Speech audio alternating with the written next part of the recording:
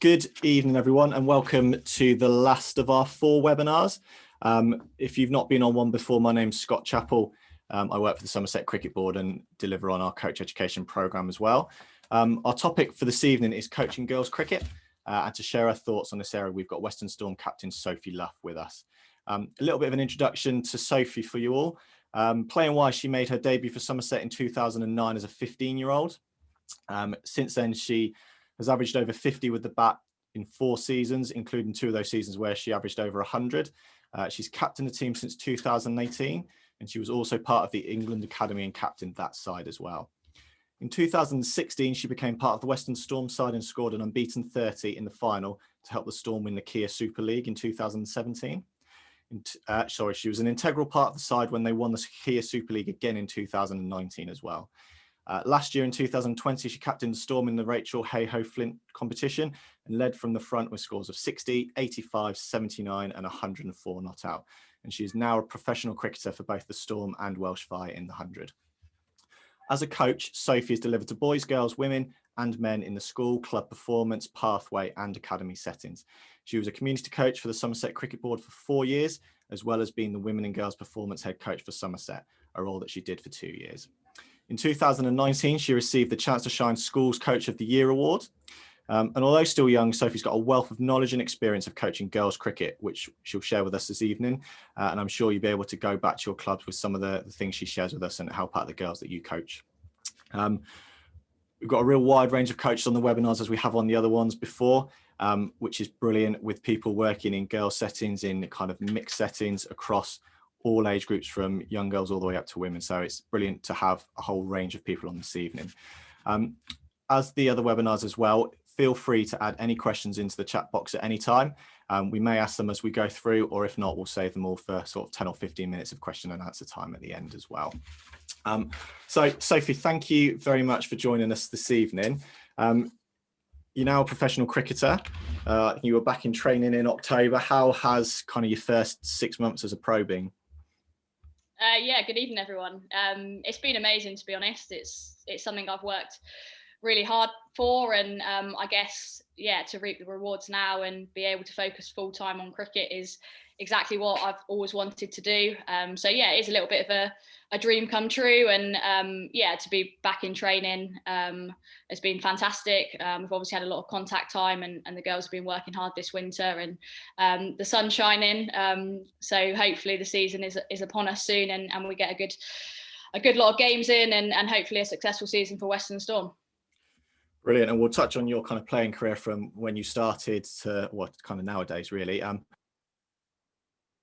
have a little poll just to kind of see where you guys are coaching, the environment you're coaching in, to give us a little bit of an idea of where this goes this evening. So I'm just about to hopefully share a quick poll with you, which is hopefully coming up on your screens, just to let us know whether you're working with a girls only team, whether it's girls within a mixed setting, or whether it's both. So we'll give you another 10 seconds or so.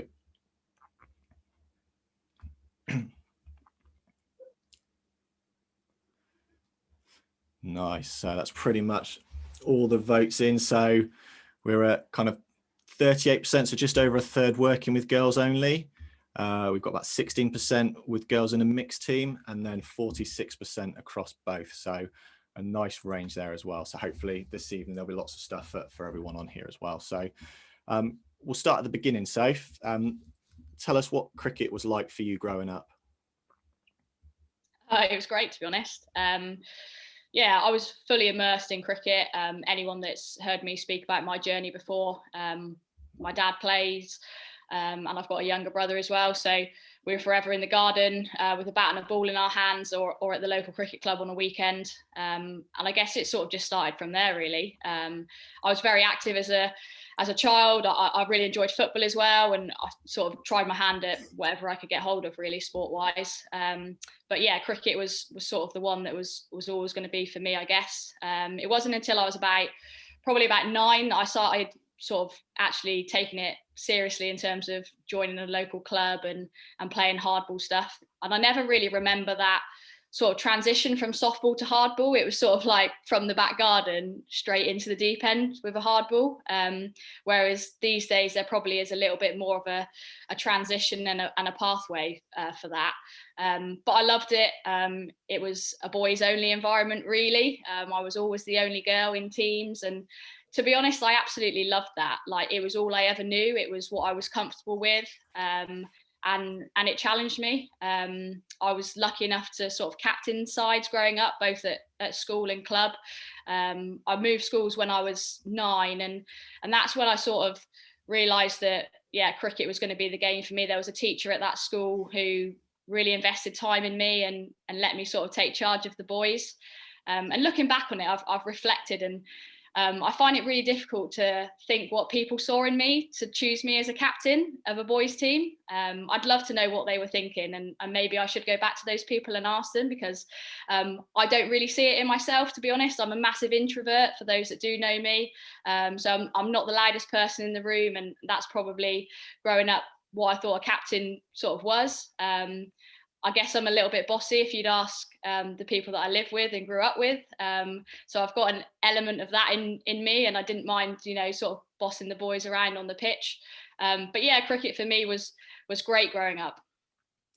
So you started in the back garden with dad and your brother. And you said you're about 9 when you started getting into serious. When was your first kind of cricket match? Yeah, I guess it was around that age.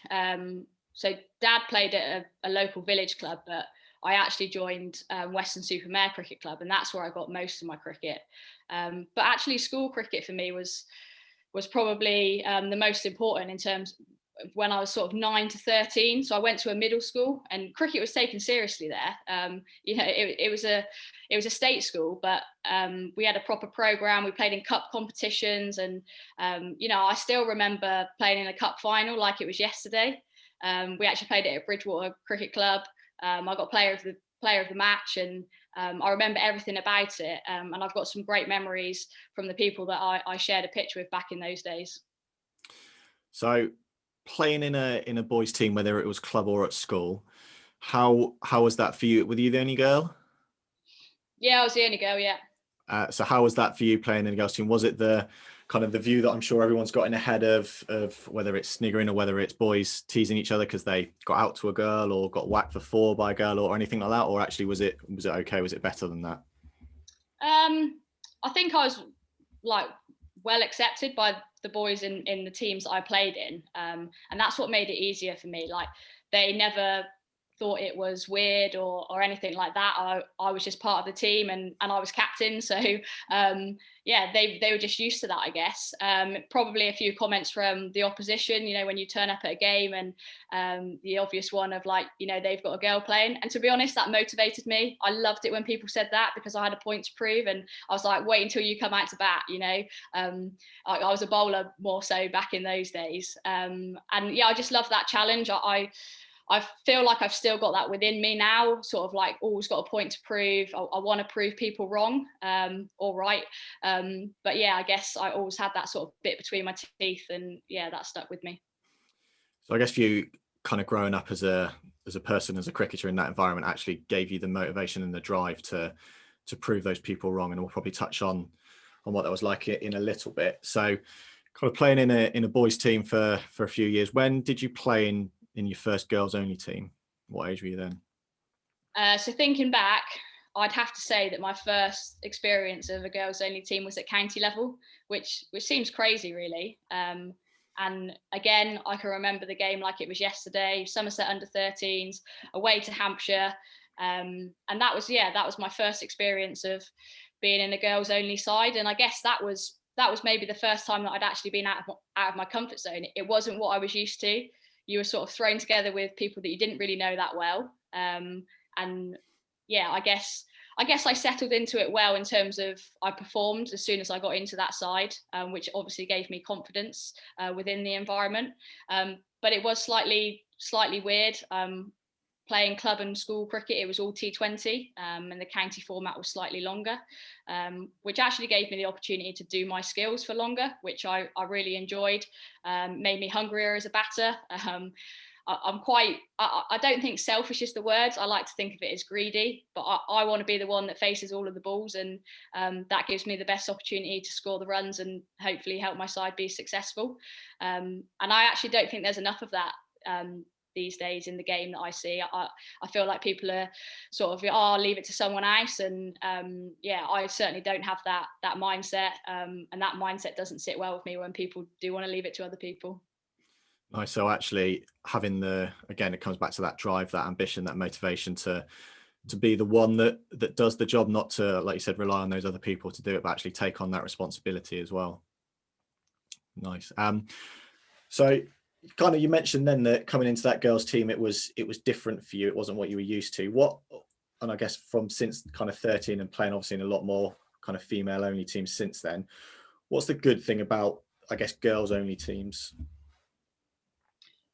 Well, for me, it's being yourself, being who you want to be, and being more relaxed, I guess. For me, girls only environments are a lot more social. A lot of the time, girls are there because they're with their friends and they want to have a good experience of the game.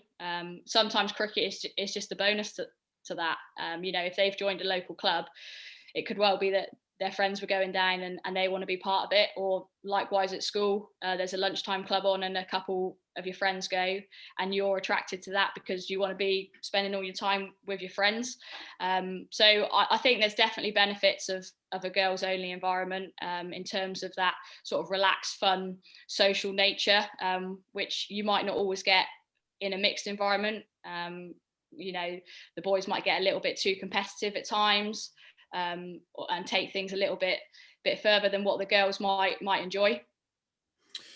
You said right at the start then that you could be yourself more in a girls only team. Does that mean you were or trying to be someone you weren't, or trying to live up to expectations, or something else in a boys team? I don't really know, to be honest, because looking back, I wasn't confident. Like I said, I was an introvert, didn't really have much self-belief. That's my perception of myself, but actually in a mixed environment, I think I may have misjudged myself. I think I did have that, because I don't think I'd have coped if I didn't, and I didn't believe in my ability, and I didn't believe that I was worthy of my place in the team, and that's what gave me confidence growing up. I always believed that I wasn't taking the spot of someone else. I warranted selection in those sides. Some parents may have disagreed that I was keeping their son out of the team, and there may have been a few comments around that. But yeah, I guess I always believed that I was good enough to be there. But I think, yeah, on the whole, girls, we do lack that confidence and self-belief. So when you're in a group of people that think similar to you, I guess you're allowed to, it allows you to be yourself a little bit more. Nice. We just had a question coming from Andrew. I think a good time to ask it now. So kind of starting to play a bit more cricket and take it a bit more seriously at 9 years old, not being able to play in a girls team until you were 13. Who were your early role models? Yeah, so it's quite topical, isn't it, seeing as it was International Women's Day yesterday. But I didn't really have any female role models growing up. The people I looked up to were my dad, and I guess even though he's younger, I was still looking up to my brother. I used to go down to Taunton and watch quite often, and those were the days where you used to be able to sort of run around the outfield and try and grab as many autographs as possible, which you don't really get to do these days. I remember I used to have a signature bat pretty much every game I went to, and it was sort of a challenge, like how many you could get on your bat. But I always enjoyed watching Trez bat. I know he's a left-hander, but he was someone that I always looked up to and enjoyed watching. I guess when I sort of turned sort of 12, 13, and I was getting into that sort of county system, 2005 Ashes was a massive series as well, and he was obviously part of that as well. So yeah, he was someone that I looked up to in terms of cricket. Yeah. And were there any female role models that may not have been within cricket but within other sports or in life that kind of you looked up to at all? Yeah, I love Kelly Holmes. I think she's a brilliant athlete, and I've actually listened to a number of podcasts over the last year or so that have involved her, and you don't really realise what she went through either as an athlete. She had a lot of setbacks and a lot of challenges in terms of injury, and when she won those 2 gold medals, she wasn't actually due to run one of those races. She just went, "Oh, stuff it, I'm just going to do it anyway," and yeah, won gold, which is unbelievable, really. So she was one that I looked up to at that time. And now, is there anyone that you look up to now that's different, or kind of different players out there? Look, I've played with her, and probably sounds a little bit silly, but Heather Knight is the ultimate professional on and off the pitch. Very lucky to have been under her leadership at Western Storm for a number of years. Yeah, I just think the way that she goes about things, is good for any youngster to see. I mean, I'm trying to, emulate her and what she does. She's really transformed her game in the last 18 months or so as well, and that's something that I'm looking to develop. So just trying to tap into her. It's pretty cool that you can sort of tap into your own role models these days as well. Obviously the 100's going to happen this summer, and I'm so excited to be again under the leadership of a world-class performer in Meg Lanning. Like, how exciting is that? Just thinking about all the stuff that I can learn, and conversations will happen, I'm sure, but it's more just about sort of watching how they go about things, and those little 1%ers that you might be able to take into your own game. Have you come across Meg before, or would this be the first time you've met her? No, I haven't come across her before, so yeah, this will be the first time, and obviously we've got 2 other Aussies as well, and an Aussie coach. So it'll be interesting to see sort of how they go about things, and if that's different to the style of sort of coaching over here. A slight aside, but I'll ask it anyway. I guess from being that 9-year-old girl that started playing cricket with boys, I guess did you ever imagine in, where are we, 10, 15 years time, that you would, one, be a professional cricketer, that would even be an option to you, and actually that you'll be playing or playing with and being captained by some of the best players in the world? It's closer to 20 years, Scott. You're being too kind. But yeah, no, to be honest.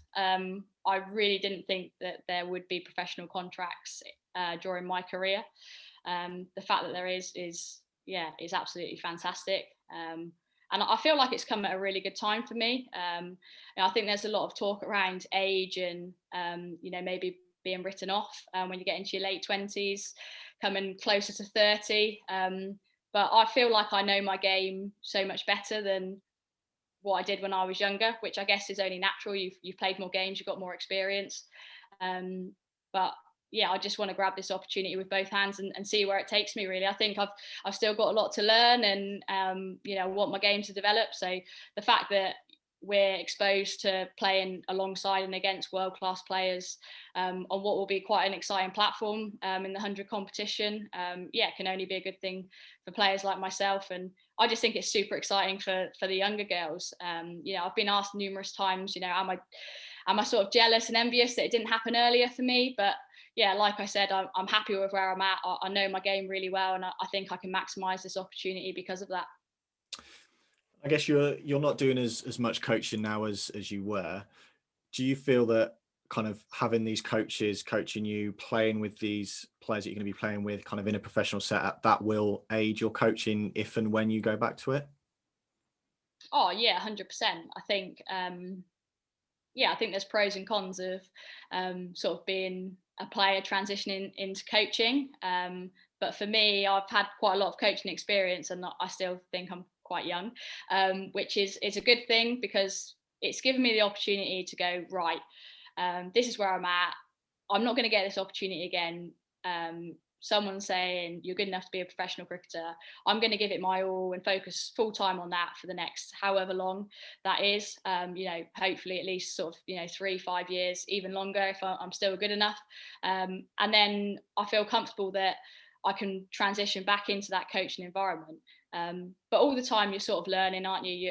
I've been lucky enough to work with a number of really, really good coaches, and yeah, I steal their ideas all the time and think, oh God, I'd love to use that. And I guess you sort of take what works for you. And if you don't like something, then you can sort of park that and leave it. And I might come back to that sort of thing in a few years' time when maybe I am transitioning back into the coaching world. But yeah, I think you're just trying to soak in as much as you can all the time as both a player and as a coach.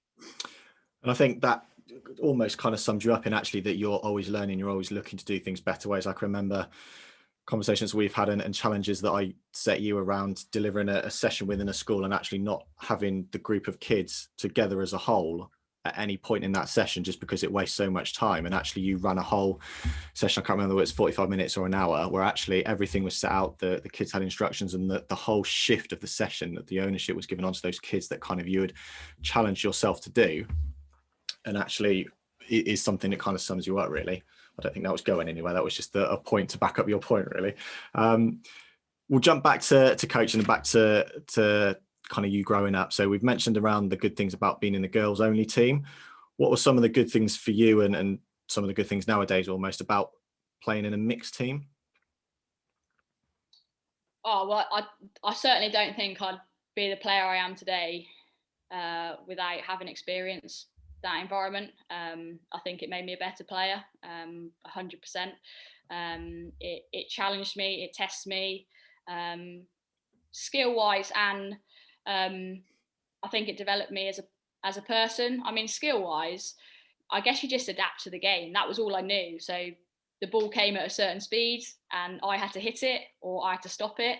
And then bowling wise, I don't know whether my bowling style was, slower or what it was that was slightly different, that was effective. But you just have to learn and you have to adapt to the environment that you're in. It certainly broadened my game tactically, I think. I mentioned about captaining, and again, I don't really know where that sort of tactical nous came from. I watched a lot of cricket growing up. I don't ever remember really having a lot of conversations around cricket within the house. We probably did, but I reckon I learned a lot of sort of tactics and that sort of game awareness from just watching a lot of cricket and how that happened. But yeah, it developed me as a cricketer, but it developed me as a person as well. There were a lot of skills that I probably had to utilize, and it made me very resilient, I think. If you're going into a game and you feel like you've always got a point to prove and you want to prove people wrong, then I guess I always had that mindset, and I think that's stuck with me. So that environment, whether it's a mixed environment, whether it's a girls only environment, what does that need to be? What does that need to look like for girls to really excel within it? For me, it's got to be supportive. So, I love that environment, but some girls might come into that environment and they might be transitioning from a girls only environment these days, which again, how the game's developed, the fact that there are girls only teams now is fantastic, and that should be the case, both at club and school level. But I think it is probably harder to transition from that sort of relaxed social setting in a girls only environment than into what might be perceived as that sort of challenging environment. So that's where, as coaches, we've got to be as supportive as possible to try and encourage those girls to take that sort of jump and take that step so they are out of their comfort zone. And look, no one likes being outside of their comfort zone. I certainly don't enjoy it. There's certain elements that I don't enjoy when you're stretched and you're experiencing failure and you're getting things wrong all the time and you're making mistakes. But ultimately, that's where the best learning happens. So if those girls are good enough to be in that environment, then it's just, giving them that confidence and that support to ensure that they can, flourish in that mixed only environment. And is there a difference between how you coach in the different environments? I was talking about the kind of the supportive environment, that kind of stuff. Would you coach differently in the different environments or no? I don't think there's too many differences, to be honest. I just think it's about reading the group. So that could be whoever you're coaching. You've got to get to grips with what the needs and the wants of your group are, and what you're trying to achieve as well. So ultimately, if you know where you want to get to and how you're going to get there, and you bring people with you, then you're going to be successful. So I think, that there wouldn't be too many differences really. It would just probably be that supportive nature in terms of the girls in that environment.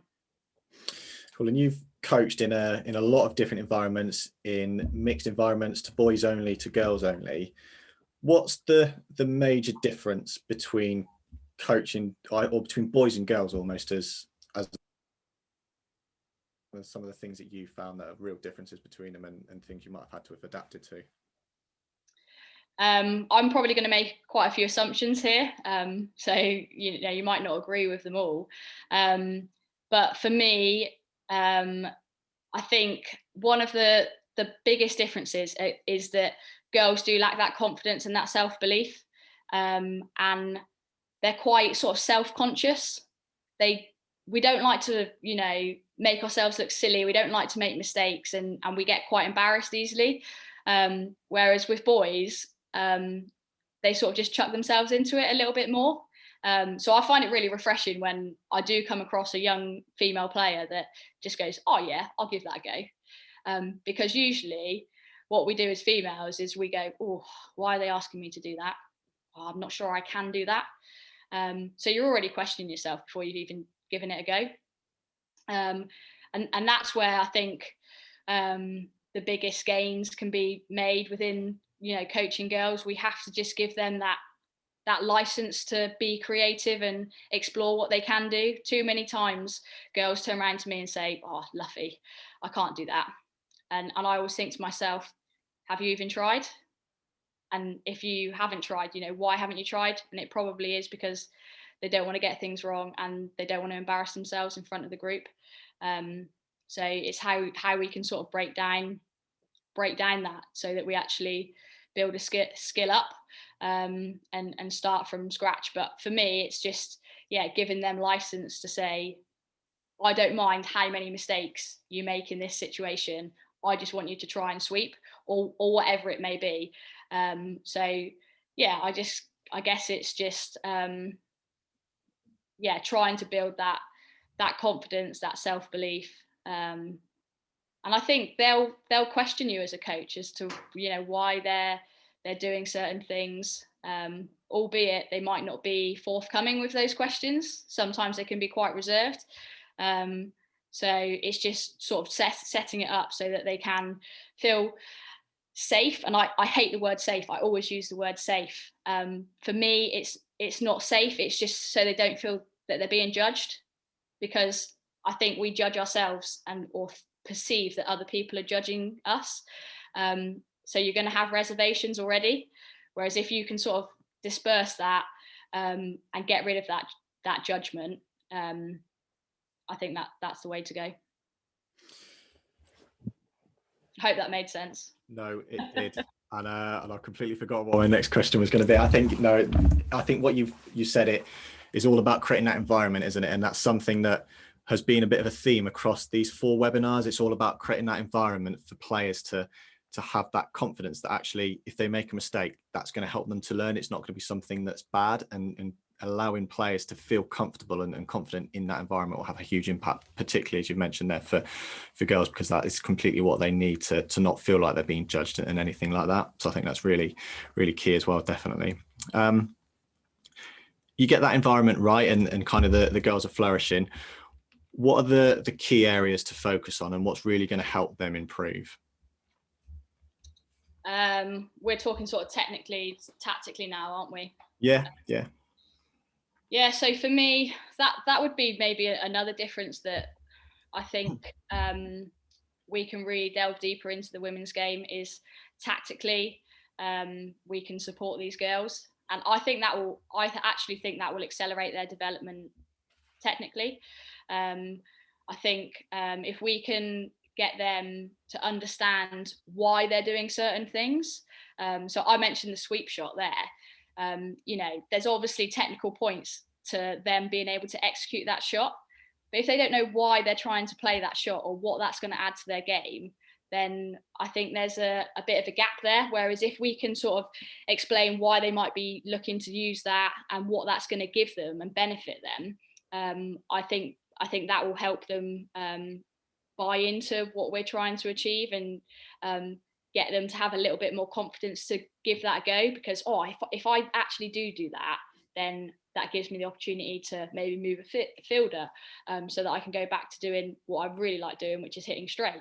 And I think that there can be a lot more tactical elements to sessions. I think sometimes it's all about batting and bowling, a little bit of fielding, which we'll touch on in a minute.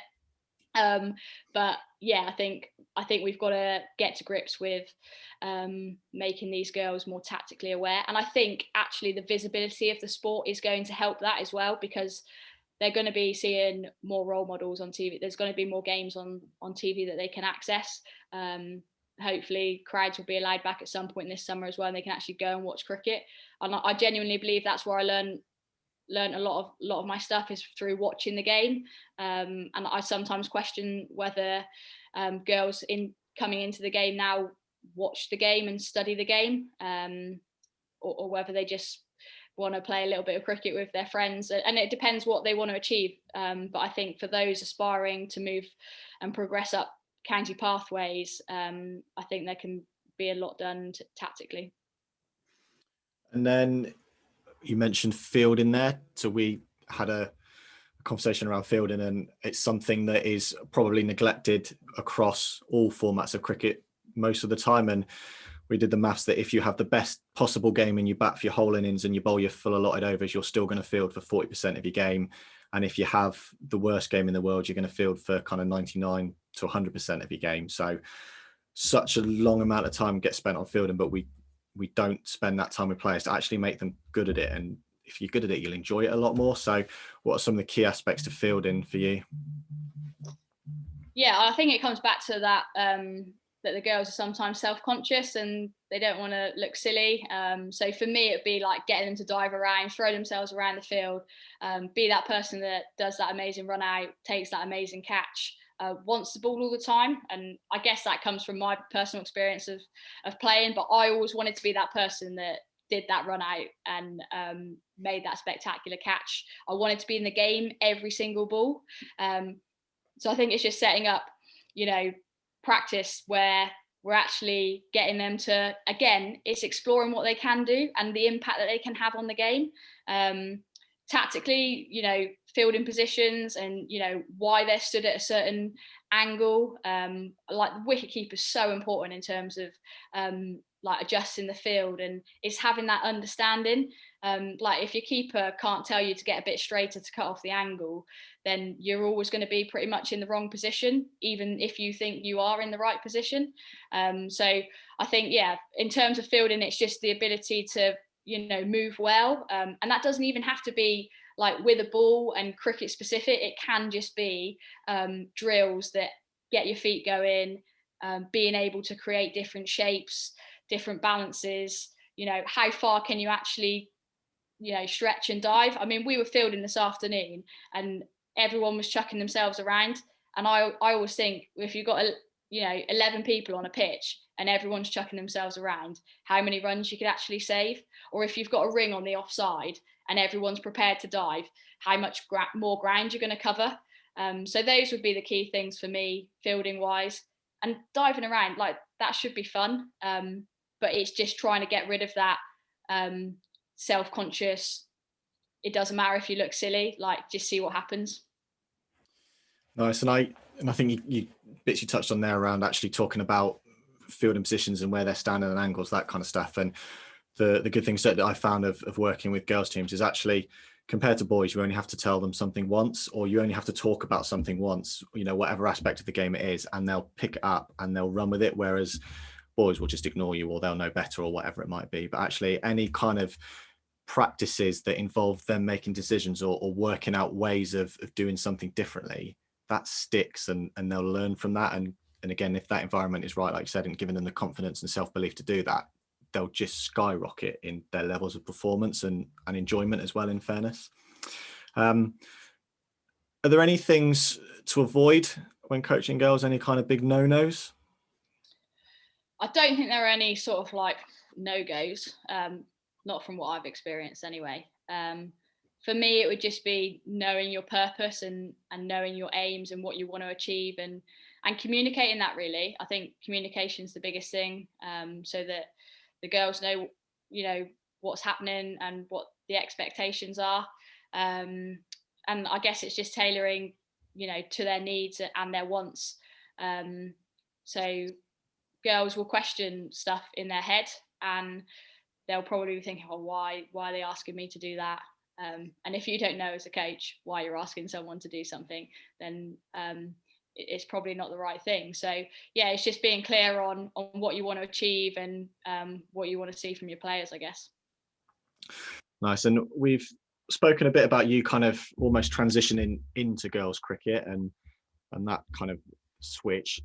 Is there anything that will help girls transition into a boys only environment? And that might be from them playing in the girls team and wanting to play even more cricket. It might be them wanting to test themselves. It might be the girls team folding or going to a club that doesn't have a girls team. Is there any kind of hints and tips that can make that easier? I think, again, it's just about communication and having conversations. So, chatting to your players around, would they feel comfortable going into that environment, and how can we make it more comfortable for you going into that environment? Because at times it can be daunting, going into different environments full stop, let alone with a whole group of lads. I was actually chatting to Sarah from Clavering, who I visited back last summer. She's also just agreed with my comment a minute ago, which never happens. So top of the list of favourite people at the moment. Excellent. But I had a great experience at Clavering last year. As a community coach, we tend to stick to schools, and last year the summer looked very different cricket wise, and we were able to get out to local clubs, and I saw firsthand what clubs do in terms of their junior sections, and I maybe hadn't seen that before. And I was sort of taken aback at Clavering, to be honest. I knew I'd be working with a group of under 11s, under 13s, under 15s. Didn't really know what that group was going to look like. And when I turned up, I reckon the majority of the time, there was probably an even split between boys and girls in those groups, or maybe even more girls in some of them, where those girls had sort of transitioned from a really fun, relaxed softball setting and taken on the challenge of getting involved with the lads. And I think that was down to the group of coaches there that made those girls feel so welcome, and the lads would have made the girls feel welcome as well. They were definitely part of those teams and part of the bigger club as well. But for me, what I loved was that those girls had sort of an hour in their allocated age group slot in the nets, but then they also had the option that evening of playing softball. So they got the best of both worlds. They got that sort of challenge, that hardball environment with the lads, and then they were able to experience that more fun social element. Just have a go, like whack it, have a little bit of a giggle with their friends on a Friday evening. And I thought that was great. It was a lovely 3 weeks for me, going along there every Friday evening. Something I thoroughly enjoyed. So yeah, well done to Clavering and Sarah and the team there. I was thoroughly impressed. Nice. I guess it's nice to see that, and it's giving them those options and not making assumptions that every girl wants to just play in a girls only team, or every girl wants to just play in a mixed team, or whatever. It's actually, what do they want? What's going to be best for them? I'm sure, and we had this conversation the other day, that if you had the choice when you were younger, what you tell us, what would you have chosen? Yeah, looking back, I'd have stuck to what I knew. I'd have played as much as I could with the boys. I guess I still want to test myself now. I still play men's cricket when I get the opportunity, even though it's not very often. But yeah, I always wanted to be the best, and to be the best, you've got to test yourself at a higher standard and against the best players. And for me, I guess that was the environment. I mean, there was no other options really until I sort of transitioned into the county pathway. So yeah, I'd have stuck with boys cricket, and that's why I encourage girls to try and transition into the boys game and challenge themselves, because you don't know how good you can be until you are tested against better players. Definitely. So having those options open and letting the girls choose and actually doing both and getting even more cricket would be brilliant. We've spoken about transitioning from kind of boys to girls, girls to boys. How about transitioning from girls to women's cricket? I've had some of the best experiences coaching women that are new to the game over the last 3 or 4 years. Honestly, some of the most like refreshing sessions. Like it would be an evening session, it'd be like 7:30 to 8:30, and you're thinking, oh, I've been in schools all day, you know, I'm not going to get home till 9, gone 9, you know, why am I doing this all the time? And then I think I've just had the best session ever, because a lot of the clubs I was going to, they were women that, you know, just wanted to give it a go, give cricket a go. Some had experience, you know, university and never really sort of taken it on. But I just loved the way that they went about things. It was all for the social. So for me as a coach, it was great because I actually got interaction as well. Sometimes when you're coaching young boys and girls, you don't often get a lot back. So for me, it was really refreshing going along to local clubs and trying to get women involved in the game and actually being able to interact with them. And I know we spoke the other day, Scott, but a lot of my chance to shine delivery I utilised with these women that were new to the game. So it could have been like the simplest drill, but it was fun and it was engaging. There was a little bit of competition, because I think as you get older, you do want that element of challenge. And a lot of the time, they were groups that hadn't really sort of met before. They might have, you know, known each other if their husbands or boyfriends or brothers played at the cricket club. But sometimes, a lot of the time, it was a new group. So as a coach, there was a challenge of bringing that group together.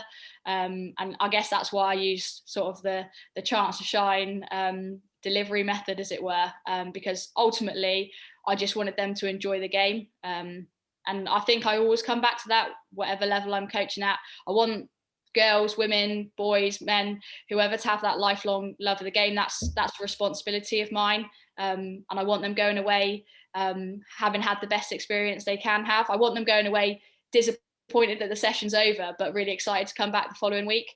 And if I can sort of tick that box as a coach, then I'm pretty happy. So working with, or kind of talking about working with a kind of fairly new women's section or women new to the game, does that approach differ if it was a kind of an existing hardball women's team?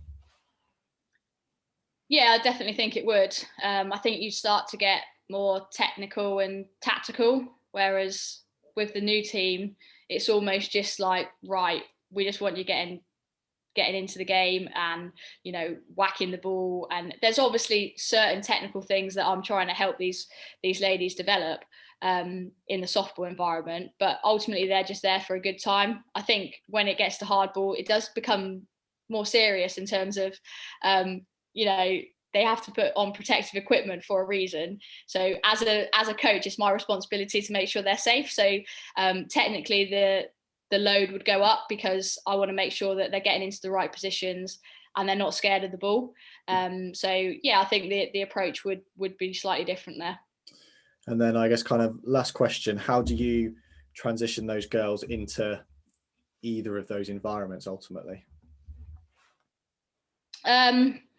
Again, I think it's just giving them the confidence to, well, one, be able to choose what they want to do. Like, do they want to just continue to play softball because they just enjoy playing with their friends?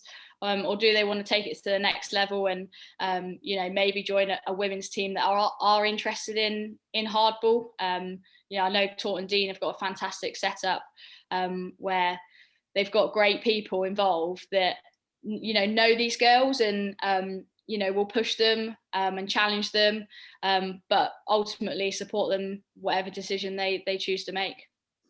Brilliant. I think it's kind of the last 5 years that the difference now in, I mean, we've got coaches on here from all across the southwest in every county, the amount of options out there for girls now, whether it's going into softball teams, whether it's going into hardball teams, you know, there still needs to be more, but there are so many more options for them now that that's actually a realistic transition, as opposed to before it might be I get to 15 and actually where do I go? So that's kind of definitely more out there now. Brilliant.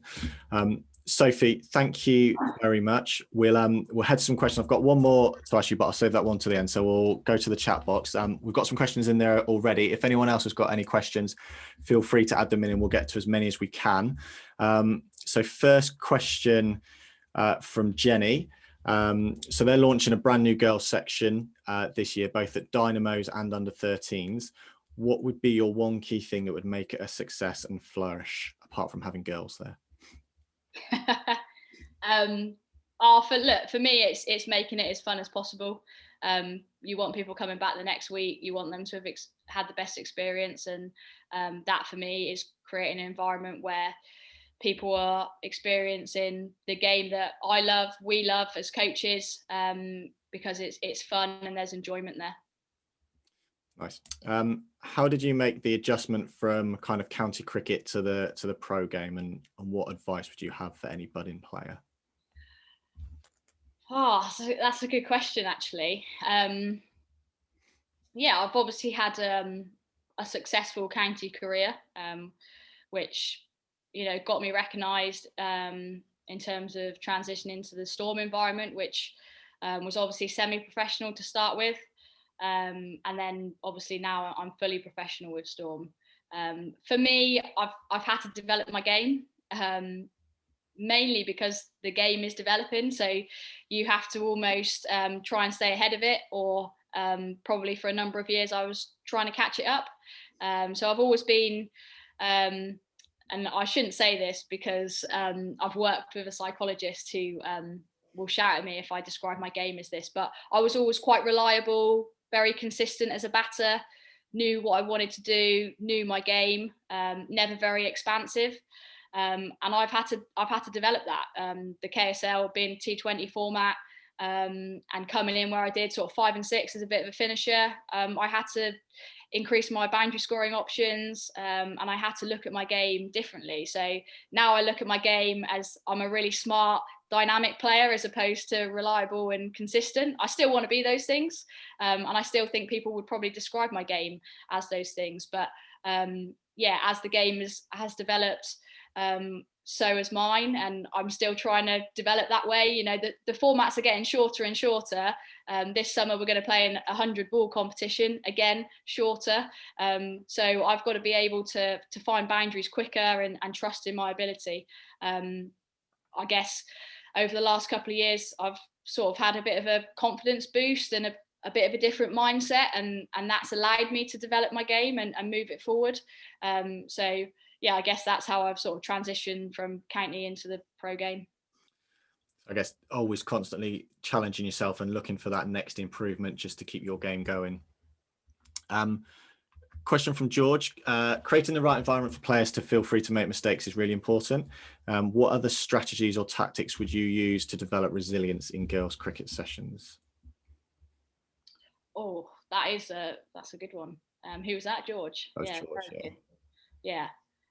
So yeah, I mean, making mistakes is, yeah, it's not easy to actually. I don't know whether that always builds resilience, but I think it's just making things challenging and sort of uncomfortable at times, but where they're still able to achieve success. So they need to experience that success to want to keep going and want to keep trying. If they're failing all the time, I feel like I'd certainly pick my bag up and get out the door. So I think it's making sure that you know who you're working with, what success looks like to them, and how you can challenge that, and how you can, enable them to maybe catch 8 out of 10 balls, as opposed to being perfect 10 out of 10 all the time, or where they're not achieving any success because the challenge is way too difficult. So it's just trying to find that balance. How important is fitness for cricket? Oh, yeah, super important. I guess, I've got a decent work ethic, and not that I frown on other people that maybe don't have the same work ethic as me, but yeah, it's so important. Like I said, the game's progressing all the time. You've only got to look at sort of international cricket and the schedules that are happening. You're playing a lot of games. You've got to be fit, and I think it's taking responsibility and being accountable for that. And I talked about fielding. Fitness is a massive part of that.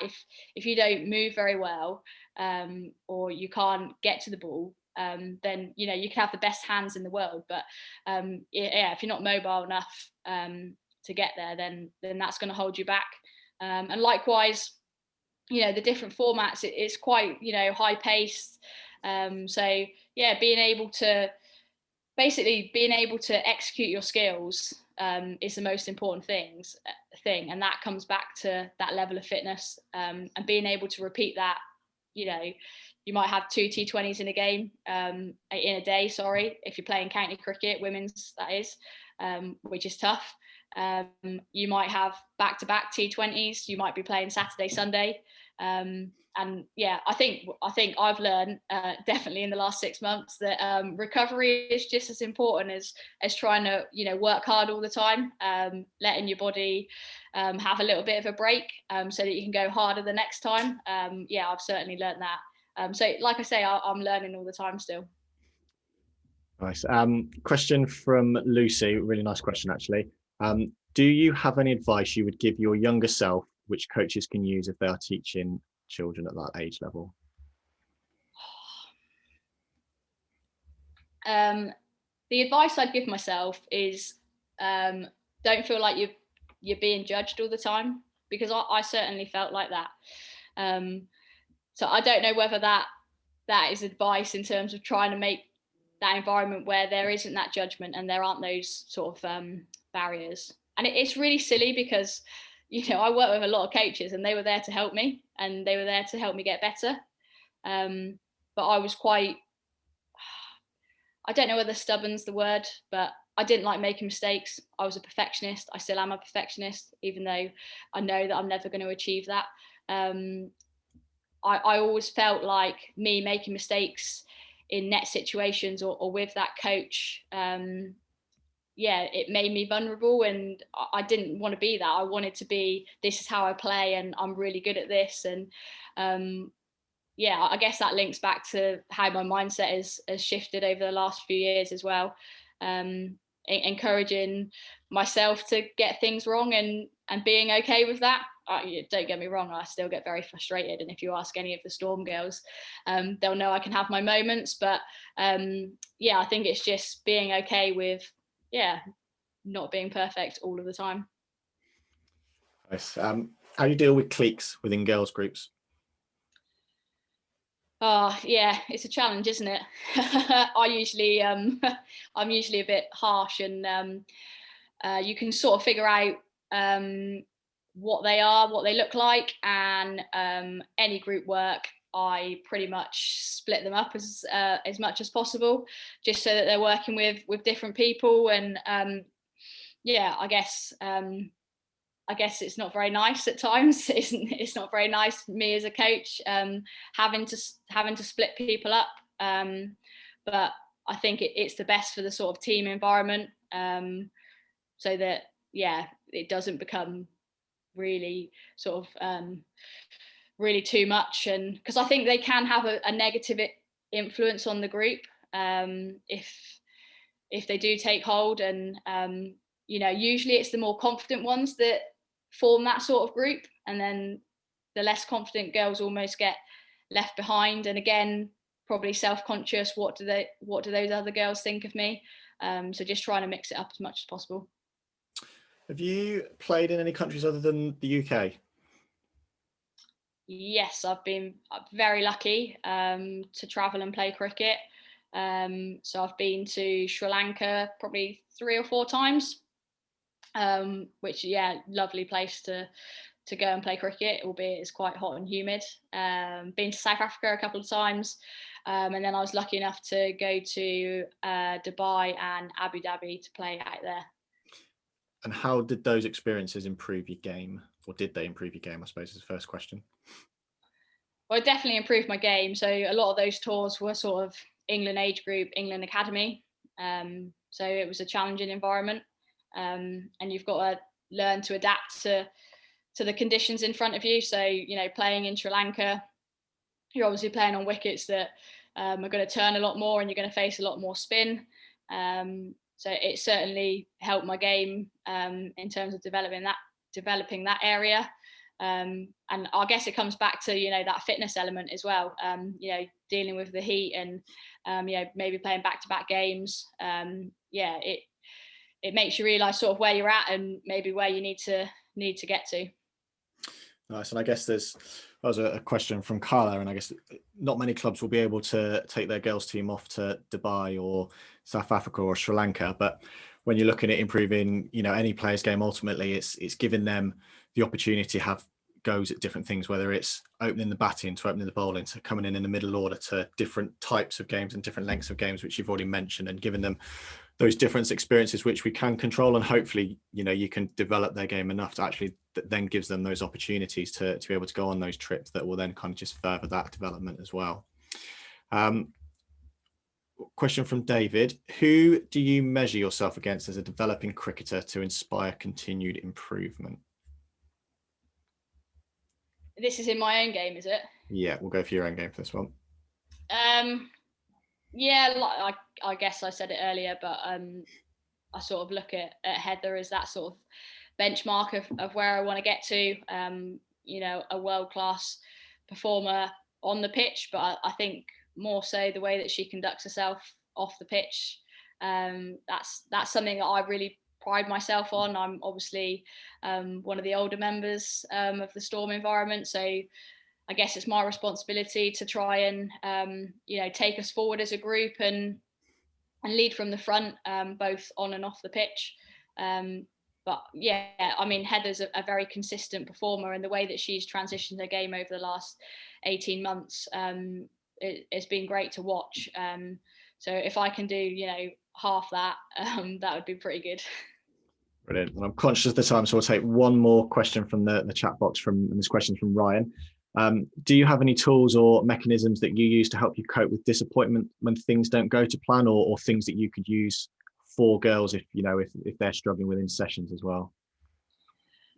Great question, and one that I think is actually really important. For me, when I'm struggling or I've experienced failure, disappointment, whatever it looks like, I always go back to the people that know me best and know how to get the best out of me, and the people that I trust. So they're probably people that I've worked closely with in the past that know me and know what works for me. So I think having a support network's really important. It doesn't always go swimmingly. Cricket's a tough game. I think you have more failures than you will do successes. So I guess it's just going back to those people. And I guess for the girls, in clubs and schools as coaches, you may be that person that they do go back to. So I think that relationship's really important. Brilliant. One final question, Sophie. What one piece of advice would you give to coaches working with girls, whether it's in a girls' team or a mixed environment? Yeah, I mean, the last question set it up quite nicely, to be honest. But I would invest in the person first and not the player. Get to really know what makes your players tick, and what they enjoy doing outside of cricket, because cricket isn't everything. Even though at times we probably think it is. I've certainly thought it is. But they'll have a lot of other stuff going on away from the game. And like I said, that the people that I always go back to are the people that know me. They really have invested time in me as a person and see my development. Yes, they'll probably have an element of sort of cricket focus in terms of me going back to them if I am struggling for form or whatever it may be. But they just remind you of, how good you are, what you are really good at, what your strengths are, what you look like at your best, because sometimes you get lost from that. You get distracted, or you lose sight of it. You lose that confidence. So yeah, try and invest as much as you can in your players as people first. Sophie, thank you very much for giving up your time this evening. A brilliant insight into not only your journey as a player and a coach, but also loads of really useful tools to go back to clubs and schools and those different environments with. So thank you very much for this evening, and thank you for everyone as well for tuning in. Thank you.